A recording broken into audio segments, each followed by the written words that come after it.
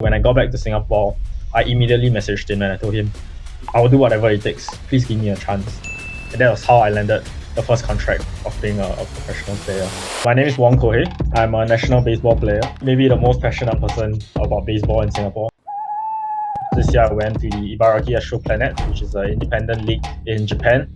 And I was the first Singaporean player to sign a professional contract. Baseball in Singapore is very small. We don't even have a proper baseball field. So I felt that the only way for me to push myself to be even better was to see how baseball is like outside of Singapore. Your time in Japan sounds like a roller coaster.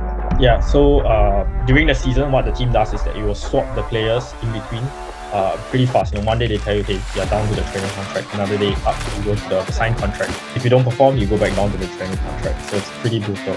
A lot of players got fired. They just tell you, we don't need you anymore. We don't think that we can push you up to the top league. So please leave the team. What gave you the strength to keep going? To keep sacrificing and go on the journey? I wanted to improve and I wanted to build a pathway for more Singaporeans to come here and play. If I give up in Japan, or if I tarnish the relationship, then other players cannot come to Japan to play anymore. After all your experience, what do you think could boost the baseball scene in Singapore further? The first step that we're trying to do right now is to build up a proper... Do you have any new goals or aspirations? Become better. A better fielder, a better hitter, a better captain. We really want to win a medal. Singapore is very structured. You win a medal, the funding starts coming in, you get a baseball field. We understand that and we know the importance of it. So that is what we are working towards.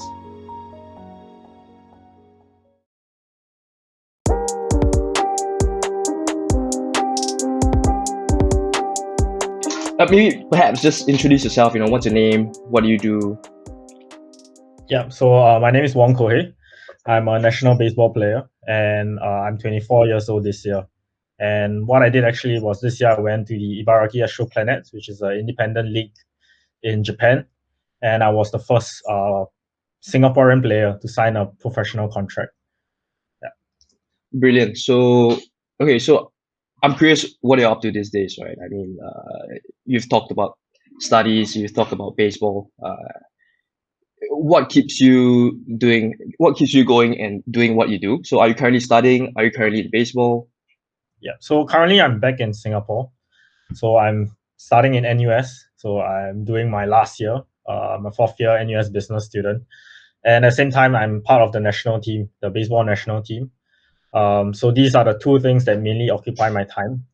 And I'm really a passionate baseball player. I would say, maybe the most passionate person about baseball in Singapore. I really love the sport and I want to grow it. So right now I'm focusing on my time, managing my studies while becoming a better baseball player and growing the sport here in Singapore. Brilliant. So, just a quick question. Your name, Kohei, sounds very Japanese. So do you have any connection to Japan? Yeah, so my mom is actually Japanese. So I'm half Japanese, half Singaporean. And that's how I started baseball. Being half Japanese, baseball is the national sport in Japan, and everyone in Japan plays baseball. So I started baseball with the Japanese community in Singapore, and that's where I started picking up the sport. And I grew up watching baseball at home, together with my brother and my mom, and a lot of things around my life revolved around baseball at a very young age. So it is my Japanese roots, and it's something that I'm proud of. Beautiful. So what age did you start baseball? Yeah, so I started baseball at the age of 5 to 6 years old, so it's pretty young. And yeah, I just started off with the Japanese community here, and then I started playing with the Americans at the age of 12. And then from then, I climbed up the ranks to join the national team. Was that in Singapore when you played with the Americans? Yes, so I played with the Singapore American School, and they have competitions held both locally and overseas. So I joined the American School team to take part in these competitions. Cool. That's very interesting. And so your whole family is into baseball, basically. Yeah. So just to share a bit more, so I have an older brother. My older brother is a pitcher in the national team, and then my dad used to be a Sunday league umpire. He comes down to watch a lot of my games, and my mom used to be the scorer for the national team as well. And we spend a lot of time talking about baseball and watching baseball. So everyone in the family revolves around baseball. Yeah. Fantastic. I mean, the house must be talking about baseball all the time. And so your mom, she was for the national team as well. I mean, was it in Singapore or Japan? Yeah. Yeah, in Singapore. Singapore. She volunteered as a scorer and helped out as a team manager. So she was there during the overseas trips that we had to recently. And then because of some health issues, she's no longer able to help, but she still comes down to watch my games very often. That's good. I mean, yeah, the family showing support, it's always a good thing. And okay, so I mean, you're the first ever Singaporean to sign for professional baseball team, right? The Ibaraki Astro Planets. Firstly, how important is that for you personally? What does that mean to you? And secondly, how important is that for the broader scene of baseball in Singapore? Yeah. I think for myself, what was important is that um,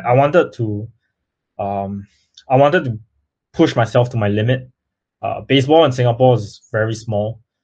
We don't even have a proper baseball field. Uh, we don't have the best facilities or the best environment for a baseball player. So I felt that the only way for me to push myself to be even better was to see how baseball is like outside of Singapore. So that was one of the reasons why this was very important to me. At the same time, I'm very passionate about baseball and I want to develop the sport. Looking at how it is currently in Singapore, um, where we lack funding, we lack the amount of players being in the sport and the recognition from the public. I really want to grow the sport, and I felt that seeing how the sport is like in a country like Japan, where baseball is a powerhouse, would allow me to would be more of a stepping stone in this process of growing baseball in Singapore. So this were the two main reasons why I went over, uh, and I don't regret going there. Yeah. 100%. I mean, I must imagine you've seen a lot of new things, gained a lot of new experiences that you wouldn't normally get in Singapore itself, right? So must have opened your eyes, yeah? Yeah, definitely. It's a completely different ball game. Baseball in Southeast Asia and baseball in top countries like Japan is completely different. And players there play because they want to be a professional player. They want to play in the top league. So everything they do in their life revolves around baseball, and they sacrifice so much, from family time to going to college or working. They sacrifice all that and just put all their time into baseball. So basically, in Japan, correct me if I'm wrong, to be the best, to get into a professional team, what they have to do is, like you said, everything in their life revolves around baseball. I must imagine, they're training every day, nothing else. They really laser focus on that sport itself and just that sport only. And they have sacrificed a lot of things out of that. I mean, is that correct? Like, to be the Yeah, best. absolutely spot on. So, to share a bit more, the league that I went to was you can kind of consider it as the Division 5 or 6 from the Mhm. top league itself. So, um, the players there are players who are right out of college or are right out of high school that couldn't make it to the top league, and then they want a chance to still go up to the top league. So that's why they come and join the team. And the reality is that they only get paid, $1,000 a month, and then that's it. And they're only paid during the season for 6 months. So players have to sacrifice a lot of luxury, right? They can't eat a lot of good food. They have to cook themselves, go to the cheapest supermarket, just so that they can spend more time on baseball. I had teammates that um, they didn't buy new clothes or they didn't buy new shoes because they wanted to save money to buy more protein for their muscle recovery and stuff like that. So everything revolved around baseball, and training happens about almost every day. We only have one off day per week, so it's baseball in and out, in and out. So it's a different experience from being an athlete in Singapore. Then what do you think are the odds or the percentage of someone from, let's say, the D5 to go all the way up to D1? Like, is what's the reality like? So the reality is that out of the thousands of players in the Mm. independent league, every year only 10. Uh, on a good year, it's about 10 players. On a bad year, it's about 5 players make it to the top league. So from my team, 2 players did manage to go to the top league. And it was an inspiring moment because everyone is fighting for it, and you really don't know who will get spotted by the scouts, and to be able to train with these players with this elite mindset was really a good experience and enriching time there. Yeah, I mean that's crazy. I mean that's probably like the top 1% that gets to move up. Yeah. So just to zoom in a bit more about your stint in Japan, I mean it's likely that you faced many doubts and unknowns.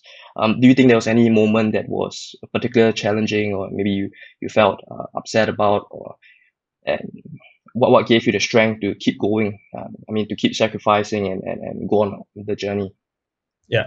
So maybe I could share a bit more about how I joined the team Mm-hmm. in Japan. So what happened is that back in 2022, 2020, yeah, 2022, Mm-hmm. just one day I was just watching YouTube and I saw tryouts of the professional independent league.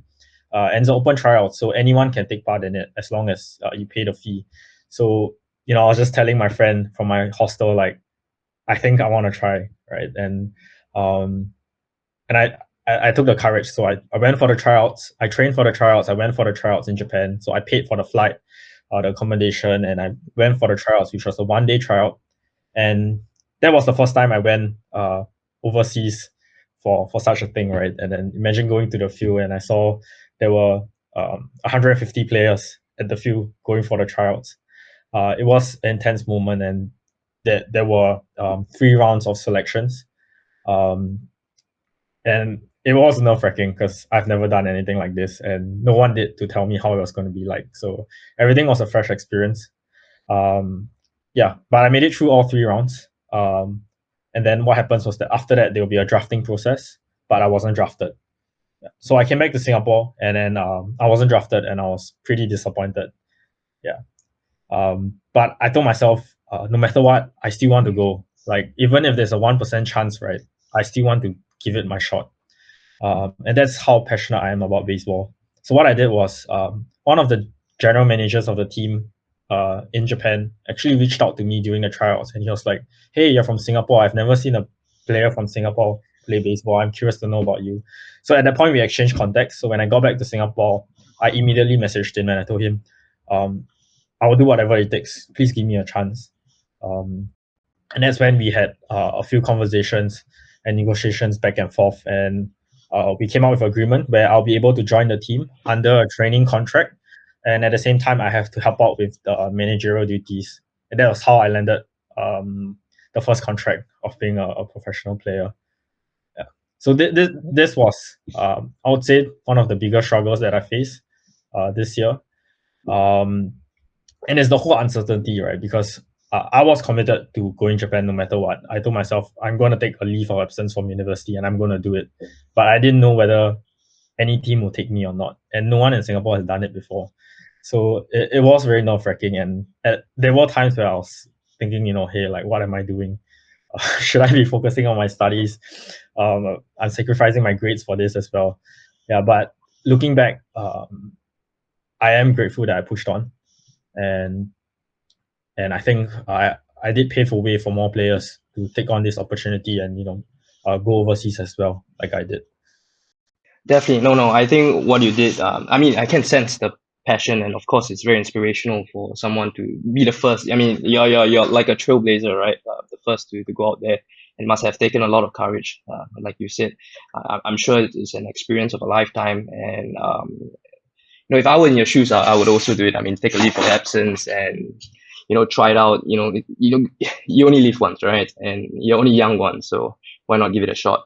And so you went Japan on 2 stints, was it? So first was Yeah, I went once for the tryout, and then the second time was to officially join the team. and both you went there alone with no one. So the first time I went with my coach. So my coach is Oh. Japanese, so he was nice enough to follow me over to Japan. Mhm. And the second time I did go alone. But the good thing is I'm half Japanese and I can speak Japanese, so it made it easier. I've never lived in Japan before, and Japan being a complex society, it was still pretty nerve-wracking, but yeah, it was a great experience. Okay, cool. So he can speak Japanese. That's nice. That's nice. Okay, so I mean, your time in Japan sounds like a roller coaster, man. Like I mean, walk me through like your daily life when you were there, like the friends that you've met, that probably non-Singaporeans, right? I mean, you are the only Singaporean there. I mean, you must have met a lot of people from different countries. What was the day-to-day life? The food, the dieting, the training. How was it? Just give me a walkthrough on your experience in Japan. Yeah, so I'll briefly share about my whole day. So how the Mm, league works is that in 1 year there are about 60 games, mm, and I did share that I went over under a training contract, which means that um, I'm actually not eligible to play in the league yet. I have to fight for a signed contract while I'm there in Japan. Yeah. So how the team works is that they have about 100 players, but at any one go, only 20 players can be under the signed contract. So during the season, what the team does is that it will swap the players in between pretty fast. One day they tell you, hey, you're down to the training contract. Another day up, you go to the signed contract. And then you have a shot to show yourself to the scouts. And then if you don't perform, you go back down to the training contract. So it's pretty brutal. And during my time, actually, a lot of players got fired. 20 players left while I was there, and they just tell you, we don't need you anymore. We don't think that we can push you up to the top league, so please leave the team. So it was a very competitive environment, and players were there to give their all. So how my day to day went was that during the week we had games 4 to 5 times. Yeah, so practice happens every day before the game. So what will happen is that we have to travel to the game, and then we will have a practice, and then the game, and then we have to travel back to wherever we came from. So the interesting thing is the traveling takes a lot of time. So we have to travel from states to state, right? And we have to take the bus if it's far away, and if it's nearby, we have to drive on our own. So the journey can sometimes take 3 hours, 4 hours. The max we took was 6 hours on the bus. Yeah, and also if it's nearby, we have to drive, and I had to drive. So I drove like 3 hours to go for a game. Wait, so Yeah. you're training at different locations? It wasn't Uh, always at the same location? Within the state, it's the same location, but Mm-hmm. sometimes different. But if it's away on other states, Mm-hmm. then it's different locations. And why it's at other states because each state has its own team. So we go to each state to play a league. Yeah. So the difficult part was you know when people see professional players, they think of, oh wow, they get all the glamour and being able to train in the best facilities as well, the best coaches. When I went to Japan, I realized it's not so easy, and it should be not easy, and that's the way it is. So I don't get to play in the game. So every day I travel, I only get to train 2 hours before the game, right? And that's the only 2 hours I get to train. And then after that, during the game, you have to support the team itself. So what I did for me, I was a translator because I could speak Japanese and English for the foreign players in the team. And then we come back from our games around 9 p.m., 10 p.m., and then we go to the gym. We go to the gym from 10 p.m. to 12 p.m., and then we go home. And then the next day repeats again. Around 6 a.m., 7 a.m., you leave for the game, you practice, you help out during the game, and then you go home, you gym again. So that was the routine. And at the same time, because you have a lot of teammates, right? A lot of people in the team. The coaches don't have the time to look after you. They are not there to spoon feed you and tell you, hey, you need to do this, you need to do that, because truth be told, they are not a priority, right? They will focus on players who they really think can go up to the top league. So what I had to do was really try and befriend the coach, try and talk to the coach, and be like, hey, please just give me some advice. And it was difficult because it's just such a competitive environment, and Japanese is not my native language, so it was pretty stressful. But I did. Uh, I am proud to say that I pushed on, and I was nice enough to become close to one of the coaches, and during every single off day that we had, uh, him and I would practice together one on one, and I'm just so grateful that he did it with me. Yeah, so for 4 months straight, I didn't have a single off day. Every single off day, I hit it. I went to the baseball field and we practiced. So that was kind of the day to day life. Yeah, and for us independent league players, eating at a restaurant is a luxury. So we typically don't eat at a restaurant. Every day we are cooking. So we wake up in the morning, and then we cook our rice, we cook our own meal, we prep our own protein, and then we head out to the field. And then we come back, same thing, we cook again. So that's how it is like. Yeah, the reality of baseball at the lower league. Yeah. Well, sounds sounds very brutal. Just all trailing back to what you started talking on was that you said there were two contracts, right? And they were it's swapping all the time. And if they think you won't make the cut, they're not gonna waste time. They're just gonna say, "Look, we don't need you." Is that correct? Yeah, exactly. That's crazy. And you've also mentioned that you basically had no off days, so you had to train every single day from morning till night. And is your recovery the only time when you're sleeping? How does your body take it? Yeah. So we do sleep quite a bit. As athletes, I think sleep is very important. So I do try and clock in. I did try and clock in every day about 6 hours of sleep. Yeah. Sometimes we don't have it because the next day we need to leave very, very early, and then we come back at like 2 a.m. from the bus journey. So yeah, it was tiring. But I knew that I was here because I wanted to improve, and I knew what my objective was going there. I wanted to improve, and I wanted to build um, a pathway for more Singaporeans to come here and play. And if I give up here, uh, if I give up in Japan, then or if I tarnish the relationship, right, then other players cannot come to Japan to play anymore. And at the same time, the connections that I built will all be wasted. So I told myself, this period that I'm over there in Japan, I'm really gonna give it my all, and that's what I did. Just a quick one. I remember back when I was younger, I was going through an incredibly tough period in my life where I had no one to talk to about my problems.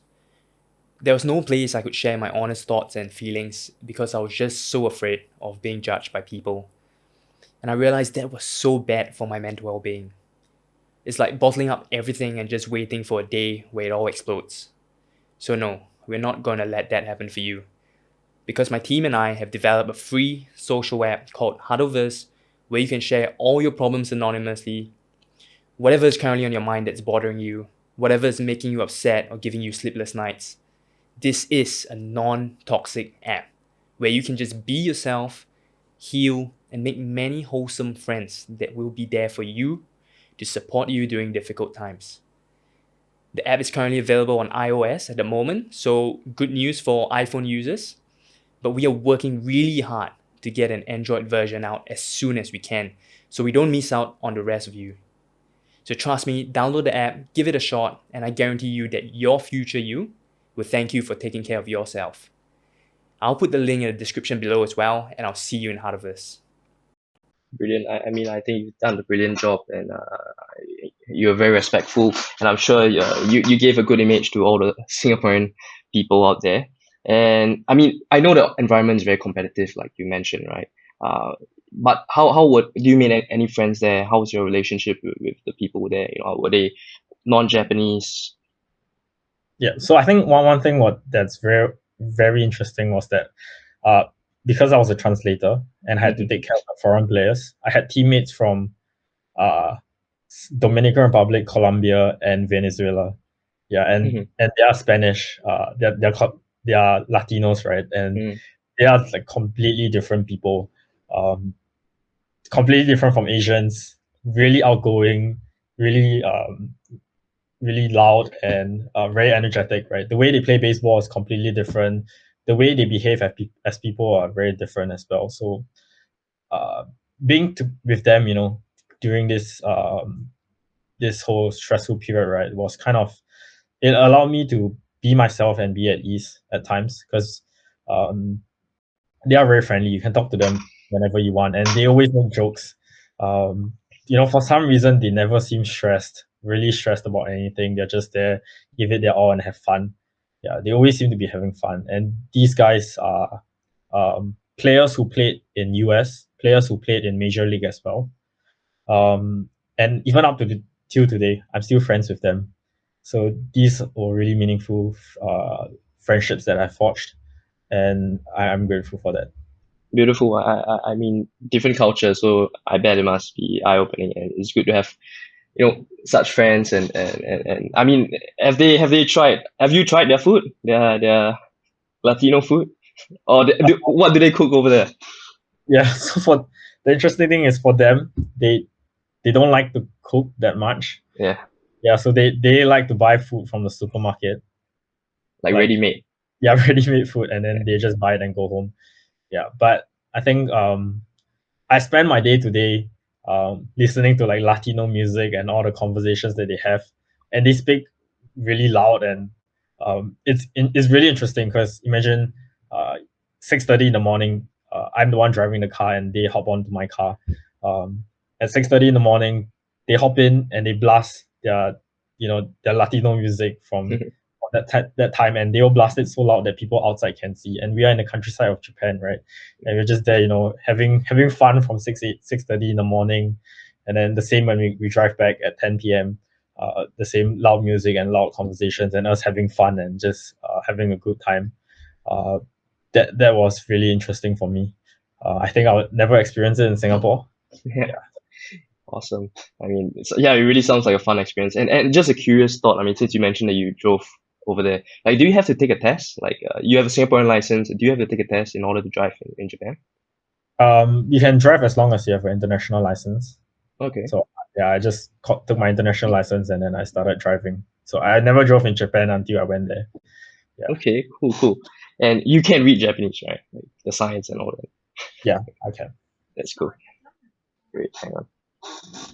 Okay, so yeah, I mean, looking back and at this current point in time, just wanted your thoughts. Like, what do you think after all your experience? What do you think could boost the baseball scene in Singapore further? Yeah. So baseball in Singapore is really still at the early stage, right? We don't have a lot of teams active. We don't have proper management. So what I can share is that based off my experience, the very first step that we're trying to do right now is to build out a proper baseball program in Singapore. Um, so right now we only have a few clubs and the national team, but there isn't a proper pathway for baseball for players to pick up the sport at a young age and continue playing. So what we are working really trying to push for is for us to have a national team, a development team, a U18 team, a U6, a U15 team, and a U12 team, so that there's a proper pathway for players to pick up the sport and to start playing it at a very young age. So the emphasis right now for our organization is to work on building a focusing on building a program rather than focusing on a small bunch of players. So that's a shift of focus that we have that I feel is really important, especially with my experience in Japan. I understand that baseball has to be picked up at a young age. You can't. It's very difficult for someone to pick up baseball at 16, 17. It's pretty late already. Someone needs to start playing it at the age of 12 or even younger than that, and that's where you can build the fundamentals for the player, and they can start becoming better players, and for baseball to become stronger in Singapore. So, I mean, thanks for the overview of that. So, I mean, in schools right now, not all of them would have baseball as like a CCA, right? Yeah. So baseball is not present as a CCA in any schools. So Okay. how it works right now, like OD, your friend, is that we pick players from the softball side, softball players, and then we get them to convert to baseball because it's kind of similar but very different. So we get them to join our team at the age of 15, 16, and then we develop the players for 5, 6 years to join the training squad and to train with the team. And then by the time they're around 20, 21, they're ready to play in international tournaments. So, at this current point in time, if someone is looking to join the Singapore men's baseball team, the only pathway as at this point in time is they must come from the softball side. As in they will be scouted from the softball side or they come for tryouts, or how does that work? Yeah, so we do have tryouts yearly. So the next one's going to be in January, really soon. So players who are interested in picking up the sport can go down for the tryouts. Alternatively, people who want to pick up the sport can join the club teams available in Singapore. So we do have 3 club teams, recreational club teams available who take part in the local league. So in Singapore, we do have a local league where there are a total of 12 teams, around 12 teams. The other teams are mainly the expats over here, so the Japanese, the Americans, and the Koreans and Filipinos. So If you're interested in learning baseball, you can join all these club teams, and they are very open to taking in players, and it is a great opportunity to learn the sport. Brilliant. Thanks for the insight. We have a lot of listeners who are from Singapore, so I think they would appreciate that if they are interested in joining the baseball team, right? So, yeah. So we're almost to the end. So just a couple of questions left. So balancing school and baseball is not an easy feat. How do you manage that? And do you have any tips, for people who are going through the similar challenges or having to manage as a young athlete? Yeah. I'm not perfect, right? And I wouldn't say that I'm very good at managing my time. I don't think I am, but I think for me, what I said importantly is to know what my goals are. So for me, I want to make sure that one, I can push myself in baseball and have enough time to grow the sport here. Two, I want to make sure that I have good grades, right, so that I can get a job. And I'm going to be entering the job market as well. And to know what I want. So for myself, I want to be a product manager in a tech company. So I have been doing product management internships while being a baseball player as well. So I think I do set my goals very clearly. So for baseball, I want to be as good as I can, and at the same time, for my work, this is what I want. I want to be a product manager. So by having these two goals in place, I can then kind of push away other things that might be a distraction. For example, I stayed in hall, and hall has a lot of activities, right? People stay up to 3 4 a.m. Taking part in CCAs. I wanted to take part, but I told myself, I can't. If I do it, I cannot manage my time. So I didn't take part in any CCAs. I just focused my time on baseball and studies, and that's all. So I think it's about being focused. That's what's important, and just keep moving forward. Brilliant. No, that's very good. I think what you mentioned, if I were to condense it, is the ability to understand, know what the goals are, and then use it as sort of like a North Star to guide you towards those goals. And also how you have distinct goals, like the ability to compartmentalize, like you say, your goal for baseball and then your goal for study or your future career. I think that is a very, very good tip that a lot of people will appreciate. And so, finally, what's next for you? Like, what's on your plate? Do you have any new goals or aspirations coming up? Yeah. So for personal goals wise, we Singapore baseball took part in the Asian Games this year. That was the very first time we took part in Asian Games, and I'm proud of it because that's a big step for baseball. But as a team, we couldn't perform up to our abilities.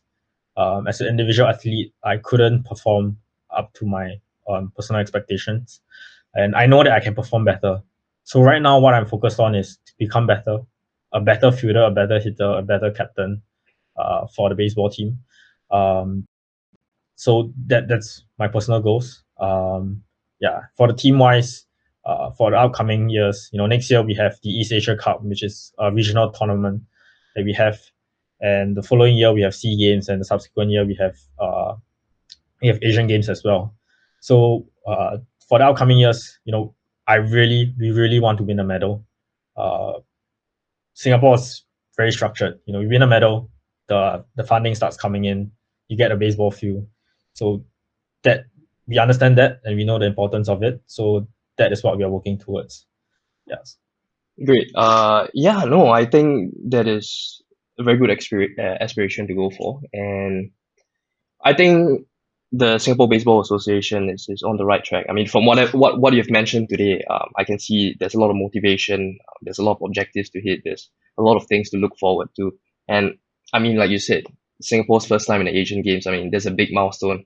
And I think looking ahead, it's about getting better, of course, improving as a team, as an individual, and racking up that experience as well, right? When you play competitively, for example, what's in my mind is like football, right? English Premier League. You got to keep playing to get the experience and to keep getting better. You got to compete with the best.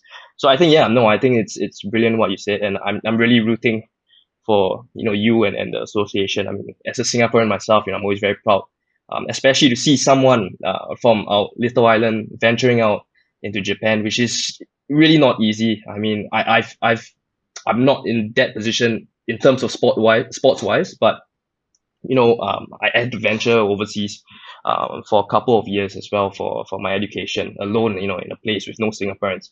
So, and it was very tough as well. I mean, it was during COVID. So, in a way, I do understand, not from a sporting perspective, but the challenges that you have to grapple with, living alone, having to cook your own food, finding out the areas in the locality that you're in, and understanding a new culture. So no, I thought today's episode with you has been very insightful. So I'd like to thank you. Thanks for coming on. Yeah, thank you so much for having me. I really appreciate it. And because of the support, from the community, that I'm able to push on and to continue in this journey. Of course, definitely. It's by Martin Luther King. It's very famous. So, if you Nice. can't fly, then run. If you can't run, then walk. If you can't walk, then crawl. But whatever you do, just keep moving forward. In life, you always have up and downs. Baseball always has ups and downs. We really want to win a medal, but we can't win a medal. We have the abilities to do that, but we just keep moving forward. Whatever it is, we keep moving forward, and things will start happening.